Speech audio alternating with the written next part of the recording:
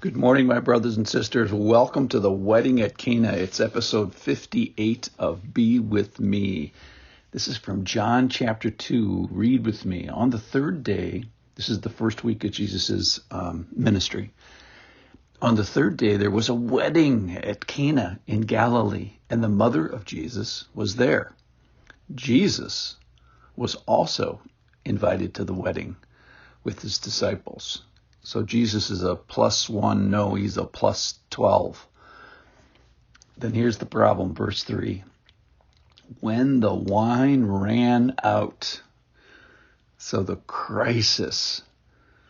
So some say this might be a spiritual metaphor about the barrenness of Israel and the Jews sort of at the end of their rope with self-righteousness. But hey, it's at least a crisis in a wedding for those of you who have been to a wedding or maybe ran a wedding before, put a wedding on.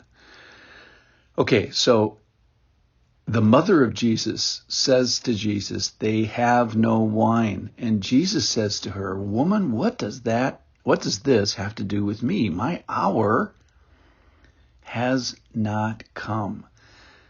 Now, this is an interesting line because through the Gospel of John, this turn of phrase doesn't mean just like, hey, it's not time in general. My hour refers in John like 7 times to the crucifixion of Jesus. So this is the first official act of Jesus's public ministry. And in line 4, he's already referring to his ultimate purpose, which is his suffering, crucifixion, payment for sin. He really sort of like drops a very serious bomb on this by referring to this as his hour not yet coming.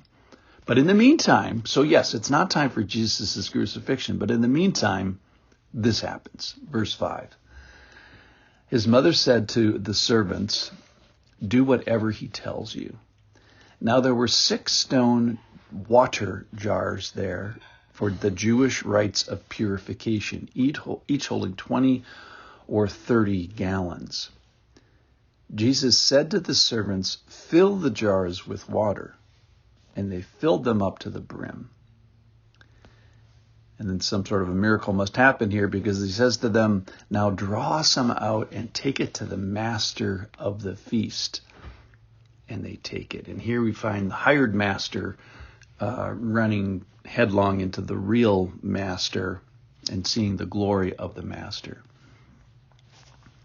When the master of the feast tasted the water, now become wine, and he did not know where it came from, though the servants who had drawn the water knew, the master of the feast called the bridegroom and said to him, everyone serves the good wine first, and when the people have drunk freely, then the poor wine. But you have kept the good wine until now.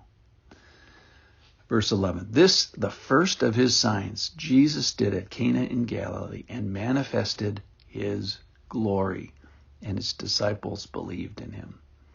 After this, he went down to Capernaum with his mother and his brothers and his disciples, and they stayed there a few days. So who doesn't like a wedding, and who doesn't like a glass of wine, and who doesn't like a vat of wine, and who doesn't like a whole jar full, 30-gallon jar full of wine, and who doesn't like 6 of those jarfuls of wine? Let's talk about wine for a second. So I imagine that this was the master of the feast mentions its quality, and I just have to think that this is the best wine that's ever been created. So it has some value, and think of the volume of it as well. The 6 stone jars for the purification holds 30 gallons each, so this is 600 liters, 800 bottles of wine. So one of the things that Jesus does is likely, I don't think they're going to finish 66 cases of wine halfway through the wedding.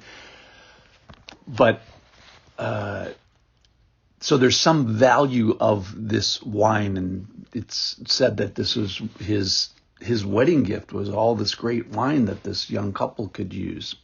So he manifests his glory. So what's the glory of God? It says here that this is the first of his signs, and a sign is an attestation of Jesus that is used for belief. It's something that's supposed to point us towards belief, and it manifests its glory. So what's his glory? The glory, in my opinion, is the character of God.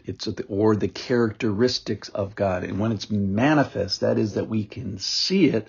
It's where he shows himself to be God to us. He's always been God. It's just that he shows himself in this case as creator and as friend and as joy person. One of the thoughts I had of today was just the joy. If you threw a wedding, would your understanding of God be that he would show up? In other words, is your view of God so dour that God would be such a fuddy-duddy in your mind that he wouldn't show up to celebrate, and not only celebrate with a barrel of wine? So this is a sign of Jesus' joy. We got friends here. We've got families here. We have abundance here. We have wedding. And we have God present. Now, God is present at every single wedding in the world, Christian or non-Christian, pagan, Buddhist, it doesn't matter. Because what does the joining of a husband and wife? Well, God says he does the joining. What God has joined together, let no one put asunder. It's one of his gifts to all of mankind. So we have God showing up at every wedding, and then we have him literally showing up here at this particular wedding and blessing this wedding.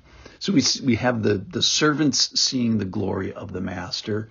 Then we have the master of the house, the master of the wedding, seeing the glory of the master. And then as the wine get passed around and the disciples know what's going on, we see his glory going around. So I just see in this story just Jesus' tremendous abundance, his friendship, his being invited to the party even, and this time of celebration and abundance, and Jesus participating in it and manifesting his glory in this great situation. Thanks for listening. I hope you have a joyful manifesting day.